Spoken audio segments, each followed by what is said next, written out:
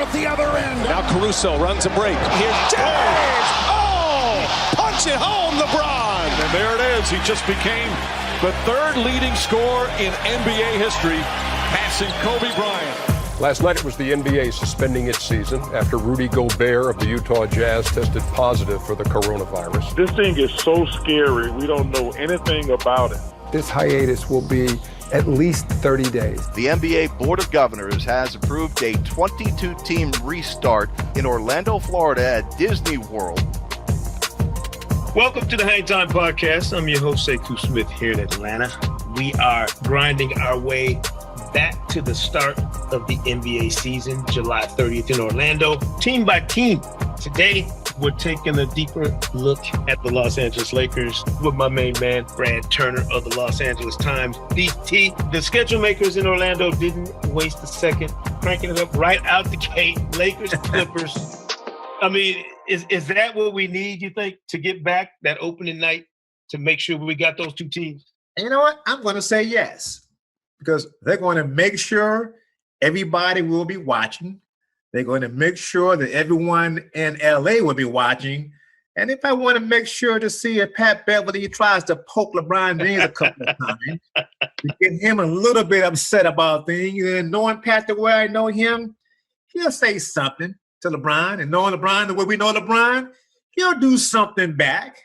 So, yeah, as far as entertainment, the NBA, ESPN, TNT, right on schedule. Lakers, Clippers. That's how it should be. Yeah, you're right. This is about LeBron, of course, for the Lakers. This, it's always going to be about LeBron. What do you think, BT, is his mindset right now going into this process? The seeding games, what the importance of those games are for him and this team to kind of get back into a groove, because they were playing so well before the season shut down. Where's LeBron at in terms of framework mentally? From talking to some of his teammates over the last month, 2 months, they maintain that he is still committed to winning an NBA championship for himself, for the Lakers, for his teammates, for the organization, for Jeannie Buss, for Kobe Bryant. I mean, he hasn't stopped working out. He hasn't stopped texting guys on their group text, where he's been engaging, he's been funny, he's been serious, he's been everything you would want a leader to be. So he's about this. He's about trying to get that championship. He's about trying to lead, actually not only the Lakers, but lead the NBA. And not just the NBA. He's leading the sports world. He's leading everybody. I mean, the guy stuck his toe into NASCAR and made comments about that. I mean, so he's not avoiding anything, but for him, the main thing is playing basketball, staying in shape, which he's done, making sure guys are training and they're committed to what they have to do and they're staying focused. So he's not someone that I have absolutely any worries about. He'll be ready. The schedule in Orlando for the Lakers, third toughest, I think, by winning percentage. They handled the Bucks and the Clippers on a Friday night, Sunday afternoon matinee before the season shut down. They had also beaten the Sixers and the Pelicans in their most recent games before the season shut down. Is there any concern at all schedule-wise for this Lakers team, or are they really focused on a bigger goal and just that game-by-game minutia for the seeding games? No, I don't think the schedule is an issue for them or something that they're concerned about. I think if they have one thing that they have on their minds, that's just staying healthy. Keep building that chemistry back.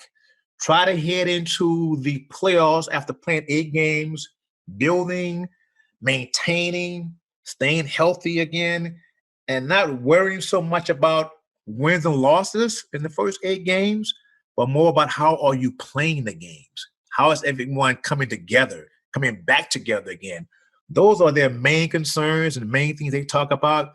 Because if you win a game, lose a game, for the top 4 seeds, does it really matter a whole lot? To be honest, yes, you don't want to go 0-8. You do want to win some of those games. Right. But you just want to build and you want to stay healthy. That's very important. Yeah. I mean, the Lakers have, and you mentioned the chemistry, they've already established kind of a hierarchy on this team, obviously, with LeBron, AD, Kyle Kuzma, I guess, being that third scorer. Roles for Rajon Rondo and other veteran guys. I'm wondering, BT, does not having to worry about the Clippers and Staples Center and what that would have been like. Maybe having an opportunity to do this away from LA, is that a benefit to the Lakers or something that's going to hurt them? Now, I'm going to say it won't hurt them, but you have to remember, when the Lakers play their home games at Staples, they have their fans there cheering for them like madness. When they play the Clippers on the road, you hear the fans cheer when the Clippers make a basket, and they cheer when the Lakers make one too, because the Lakers are just that powerful. There are no boos for the Lakers when it's their quote-unquote road game. So it's different because now you're at a neutral site. You won't have fans cheering, booing for either side. It's like playing pickup ball like we did back when we were kids. You call your own fouls, talk a lot of trash, talk about somebody's mama, a brother, a family member. You might hear some of that again going on out there, but just being on a neutral court down in Orlando at Disney World, I don't think it gives anyone an advantage. It's just going out playing your best basketball. Yeah. You talk about pickup games. Anytime I'm looking at a LeBron James team, I'm wondering what kind of crew does he have? And he likes, for whatever reason, LeBron likes a motley crew. He likes to take some parts that nobody else would take, right, and try and will him to win. JR, Markieff Morris, Dion Waiters. I mean, is this a classic LeBron team that you can see getting to that championship round, just the makeup of the roster? Man, you mentioned a whole bunch of names, man. I'll start by this by going back to the Lakers' glory days during Showtime. They had a guy named Michael Cooper, little kind of wild, So every team seems to have a bunch of players or a group of players that are, can be challenging, can be different, can go against the norm.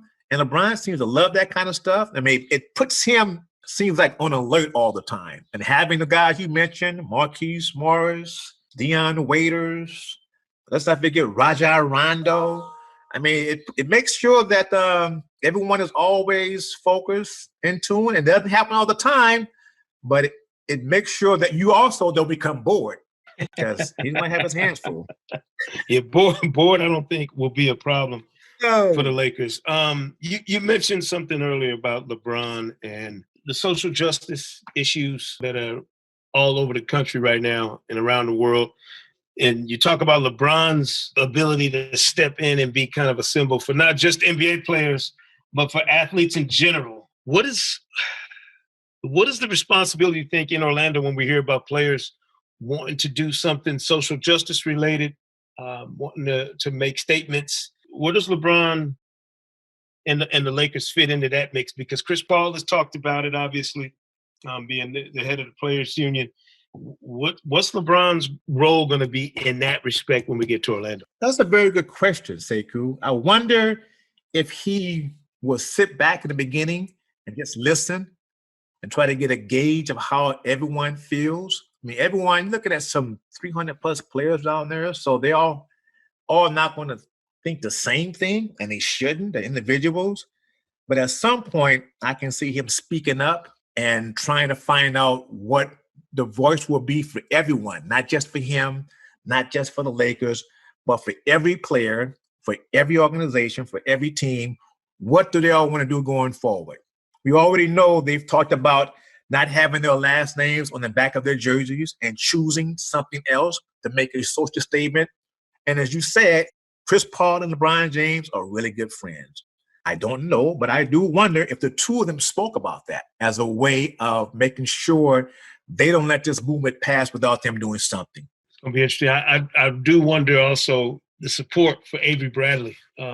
This being such an individual decision for each and every player to make a choice about whether or not they want to go to Orlando and put themselves in a position to make that choice. Has LeBron voiced any kind of support for the guys like Dwight Howard or Avery Bradley who have come out and made statements saying that they might not want to be playing in Orlando? No, LeBron hasn't publicly said anything, but probably based on what I've been told by a few people, he supports Avery because LeBron has kids too. So he understands what it's like to have a family and to have to go through the times of missing them throughout the season. So he respects what Avery's done. LeBron also respects Dwight Howard, knowing that Dwight really has changed his image with the Lakers. When Dwight got there, I was one of the many that thought it was a bad decision by the Lakers. Well, Dwight has proven me wrong. And the idea now that he has some reservations about playing again, and those are his reasons. And because of that, LeBron is someone who is a leader who listens. That to me makes a great leader when you're willing to listen to your teammates, listen to other people, and gather information. He always says that he wants to be informed about things.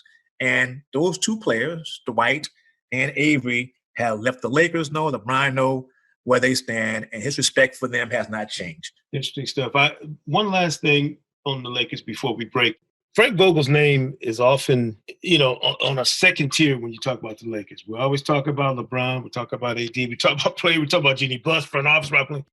Frank Vogel's done a hell of a job in a difficult position this year, BT. How good has he been in terms of just managing the situations that these Lakers have dealt with? And how do you think he adjusts whatever he's done once they get to Orlando in the bubble environment? Look, I think he's been great. We always talk about a player's coach. Well, what he's shown to me is that he's willing to listen to his players.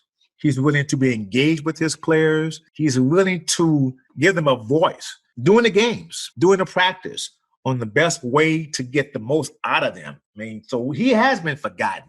And in his view, that's a good thing. He just wants to coach the team, do his job to the best of his ability. And think about this. The Lakers have the second best record in the NBA. Right. The best record in the West. No one thought that would happen when the season started. Now we have the restart.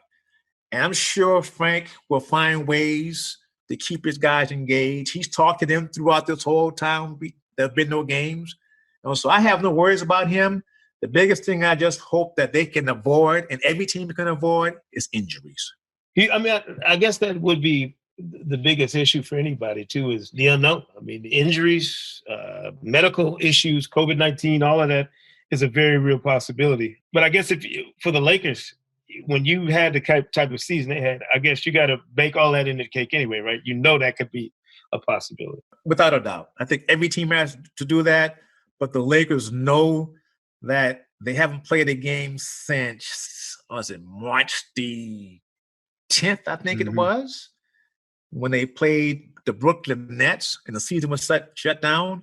So you have to slowly work your way back into it. And because of attrition, there are going to be some little small things that come up. You just hope it's not too serious, because now if it becomes too serious and you're out for a week, that could be 3 games, 4 games. That's a lot to miss in a short season that we're into right now. No doubt. We are with Brad Turner of the Los Angeles Times here talking Lakers on the Hang Time Podcast. We'll take a quick break, and BT, we're going to come back and play a little game. Oh, okay.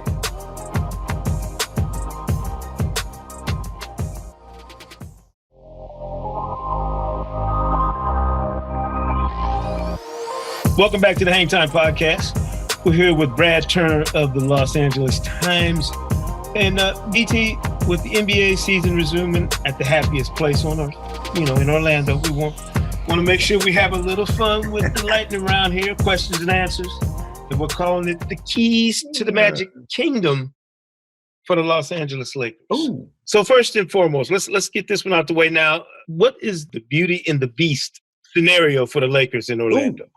Which matchup is a beauty for the Los Angeles Lakers? Ooh, wow. Say, cool, you're coming hard with that one. Well, let's just go with the at the very beginning. Them damn Clippers. Why not? I mean, that's the team everyone says you have to beat in the West to get to the NBA Finals. The Lakers were 1-2 against them during the regular season. They won that last game. And one guy you can never forget in all of this is Pat Bev running his mouth. That makes this just a great matchup alone. And then you have LeBron saying, nah, man, shut up. Get out the way. We ain't having that. So that's got to be it for me. That's the beauty matchup. What's the beast matchup for the Lakers? What's the one that they got to be a little nervous about? Man, a team like Houston, they played them when Houston went really small. They traded Clint Capella, and the Rockets came in with that small ball lineup, and they beat them in L.A. The Lakers are pretty much a big team with AD, JaVale McGee, LeBron. So it took a little bit of adjusting, and they never quite did that. So trying to play a small ball team like that can create problems for a team that's so big. Orlando, everybody knows Orlando's the happiest place on earth unless you're paying for it. Yes. Who's most likely to take the Players Lounge ping pong too seriously for the Lakers? Ooh, too serious. Rajon Rondo. Dude don't want to lose at nothing, man. And he would let him know. That's the guy. Yeah, that's a perfect spot for Rajon Rondo. Which Laker will be the rowdiest fan at an opposing team's game? Oh, Jared Dudley. Oh, God, I totally forgot about him. He sits there and talks that trash, and the fans are always yelling back at him like, you don't even play. And his response is, neither do you. Who would he be cheering on? Whoever the Clippers are playing, I'm assuming. Oh, he's going to bark at, who else? Pat Beverly. Because that's the guy you have to bark at. They respect Pat to the highest order, but Pat talks that trash, which makes it fun and engaging and entertaining for all of us. I know the Lakers have a bunch of guys who they think are fashion plates. Who's most likely to keep their fashion game on point in Orlando? Man, oh man. LeBron will have something.